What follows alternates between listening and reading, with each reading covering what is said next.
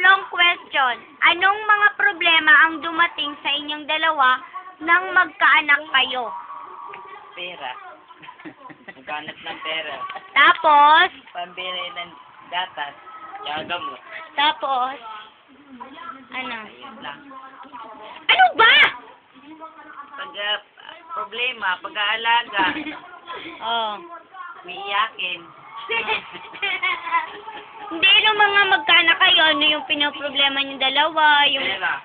pera, yung Pang-hospital. yung anak niyo sa lahat kami. Ang problema? Oh, yung problema. Hindi pera. Ganyan. Oh, pera.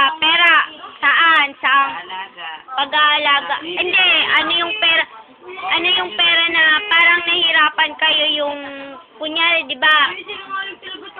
Bakit kayo na problema sa pera? Anong problema 'yon? Problema saan? Sa mga yung baby pack ganun. Anong mga ano namin?